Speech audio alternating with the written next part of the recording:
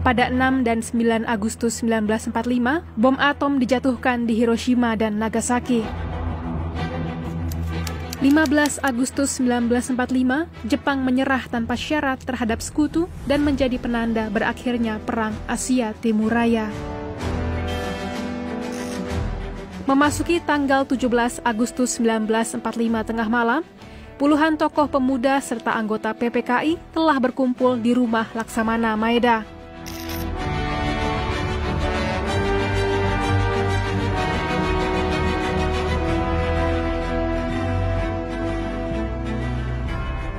Proses perumusan naskah proklamasi dilakukan oleh Soekarno, Hatta, dan Ahmad Subarjo di ruang makan, sedangkan yang lainnya menanti di ruang besar.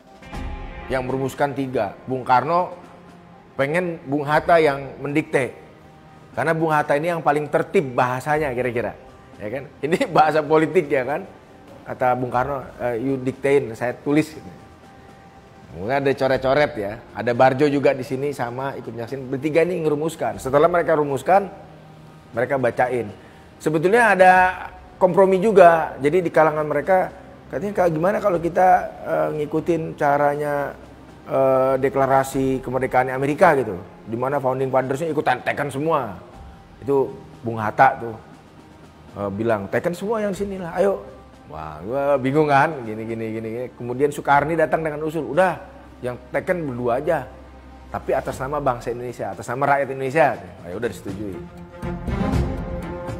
Nah, setelah tadi disepakati siapa yang harus menandatangani, apa saja yang harus diubah, dan akhirnya sudah sepakat. Nah, kemudian Bung Karno meminta kepada Sayuti Melik untuk mengetik naskah proklamasi dengan didampingi wartawan BM Dia.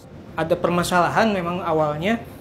Saat itu Maeda tidak memiliki mesin ketik dengan huruf Latin, punyanya huruf kanji, dan akhirnya ajudan Maeda berinisiatif meminjam ke markas Angkatan Laut Jerman. Mesin ketik milik Angkatan Laut Jerman itulah yang digunakan untuk mengetik naskah proklamasi.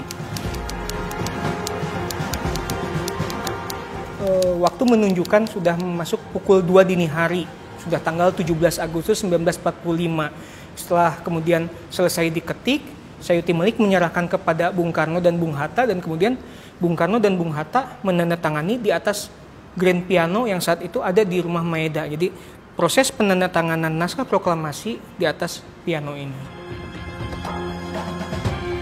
Berbekal naskah yang telah ditandatanganinya, Soekarno memproklamasikan kemerdekaan Indonesia beberapa jam kemudian. Proklamasi dilakukan di kediamannya di Jalan Pegangsaan Timur yang berjarak hampir 2 km dari rumah Laksamana Maeda. Secara keseluruhan, rumah Maeda hanya digunakan selama 4 jam. Namun, 4 jam itulah yang turut menentukan nasib Indonesia sebagai sebuah negara. Peran Laksamana Maeda yang memfasilitasi perumusan naskah proklamasi mencuatkan pertanyaan mengenai sosoknya. Lalu, apa yang dilakukan oleh Maeda pada malam itu? Memang ada beberapa versi bahwa Maeda beristirahat di lantai atas, namun meminta ke stafnya seperti Shigeta dan Nishijima untuk mengawal peristiwa tersebut, dan Ibu Satsuki Mishima yang mempersiapkan kebutuhan seperti makan dan minumnya para tokoh yang sedang melakukan pertemuan di lantai bawah.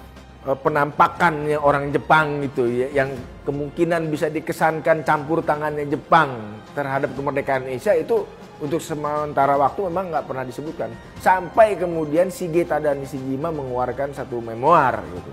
Ketika itu pun tidak tersiar luas, artinya orang sudah melihat bahwa Indonesia merdeka, masih tetap digoreng gitu ya, isunya digoreng, wah Indonesia ini bentukan fasisme Jepang, Indonesia ini boneka Jepang. Itu kampanye yang diberikan oleh Belanda, meyakinkan kepada sekutu bahwa ini harus dikembalikan keadaan sebelum perang.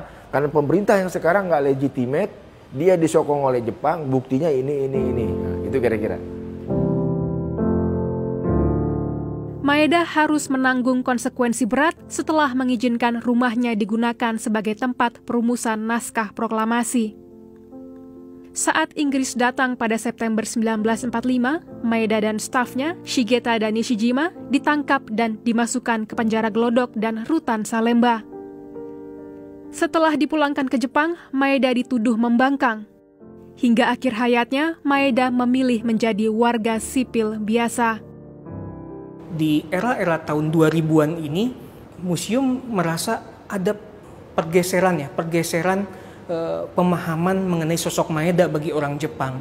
Mungkin saat veteran-veteran Jepang, rekan-rekan sejawatnya masih hidup, Maeda dianggap sebagai pembangkang. Namun untuk generasi kemudian, generasi ketiga tahun 2000-an, mungkin dari pihak Angkatan Laut Jepang sudah memposisikan Maeda sebagai sosok yang layak diperhitungkan dalam percaturan pasca Perang Dunia Kedua. Atas jasanya terhadap perjuangan kemerdekaan Indonesia, pada 17 Agustus 1973, Maeda diundang pemerintah Indonesia untuk menerima tanda kehormatan Bintang Jasa Nararya. Maeda mengembuskan napas terakhirnya pada 13 Desember 1977.